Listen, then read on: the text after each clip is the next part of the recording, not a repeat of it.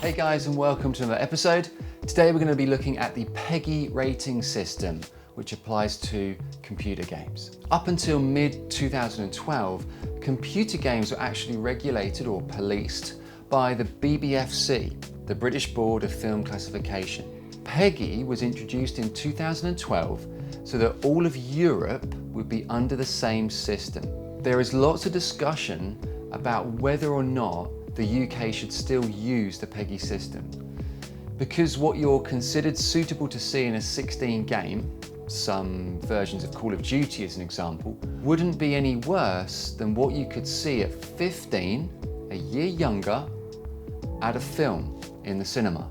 So as we know, regulation for game and film was both with the BBFC, but in 2012, PEGI took over. PEGI provides information for not only gamers, but also parents of young children, because that's important to advise them on the content of the game. PEGI is legally enforceable in the UK, and you have to be that age or above to buy the product of the stated age on the packaging. The categories are as follows, and again, these are very different to what we use in film. They are 3, 7, 12, 16 and 18. What is actually given as the reasoning for some of these can be quite vague. And I'd really encourage you to have a read of the categories in detail here at PEGI's official website. I'll also put the link in the description. For example, if a game is given a 12 by PEGI, it refers to the following as part of the reason. Quote, any bad language in this category must be mild. So if your game has mild language, they're going to put it automatically at 12. Now for many families, especially parents, mild language will mean very, very different things, which makes this really difficult to regulate or police. What is acceptable to one parent in terms of language, again mild language, might not be acceptable for another. So will young children be overprotected from certain games? I'm not saying the PEGI system is bad or wrong, but like any regulation, BBFC for film included, there's a lot of grey area. And this is where personal choice comes in, and parents and those who are looking after people who are purchasing the games of legal age have a lot of moral responsibility. Ultimately, those who are buying the game or the material, they make the final choice based on their own morals or acceptance of certain content in games. If we look at the content descriptors, and these are what PEGI use to determine if a game will be the 3, 7, etc. This is what they're going by, and these include the following: violence, bad language, fear, gambling, sex, drugs and discrimination. If one of those is present, violence and at a certain level, that game is then put automatically into a particular age category. All of the content descriptors will be taken into account, and PEGI then use those to work out where the game should sit as an age rating. But again, what is bad language for some audiences might not apply to others, and the same with the use of fear. For example, PEGI say that in a PEGI 7 rated game, it will contain sound that may be frightening or scary to young children. On a PEGI 12 game, it will use horrific sounds or horror effects. And again, you could ask, well, what is a horror effect? Some parents are going to be okay with certain sounds, but some parents might not. It gets a little bit complicated and quite difficult to police. You've probably heard about stories of parents saying this game is rated too high or too low. And again, this is because of this. You have so much indifference, so much acceptance or difference between parents, they're finding it very difficult to follow guidelines. And as people become more accepting of certain content, both visually and through sound, PEGI are going to need to change their guidelines. Here's a good example to look at: FIFA, a really popular computer game sold worldwide and on every platform.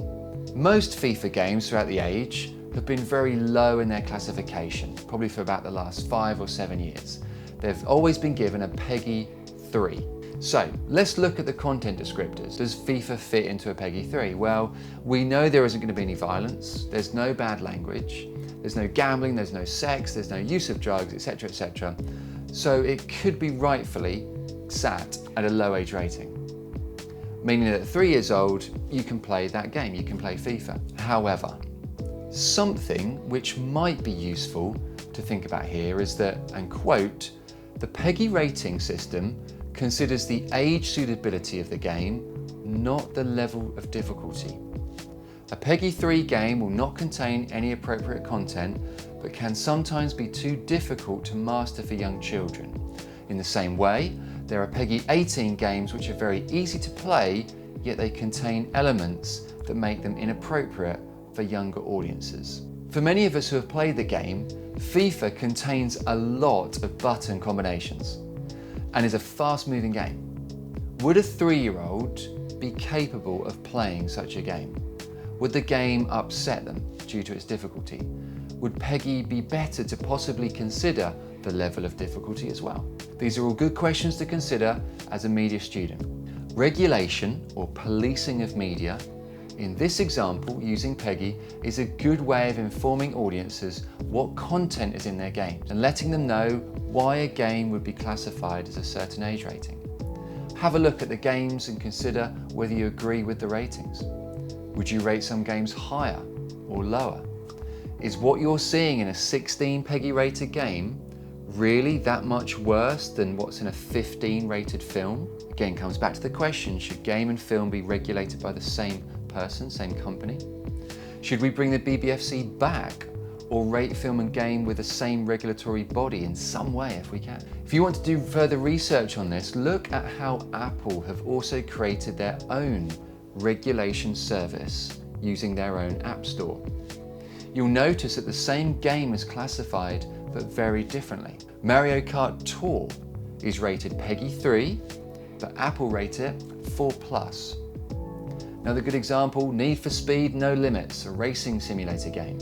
PEGI rates it as 7, Apple rates it 4+.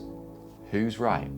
And you can imagine, can't you, as a parent, you've got both devices, who do you trust? As other companies like Apple enter the games market in a bigger way and don't look to use PEGI and use their own system, parents are going to be really confused, aren't they? Game regulation has possibly got some work to do in creating more consistency. Guys, I hope this has been useful in looking at PEGI and considering some of the bigger questions here. Regulation is important, but should regulation be brought in line with other formats, like we're saying, game with film? Are film and game really that different? What about people like Apple who have brought in their own system? Shouldn't they be using PEGI so it's consistent? Thank you as always for subscribing, sharing and spreading the content being produced. Any questions as always, please drop me a message or put in the comments below. Take care, see you soon.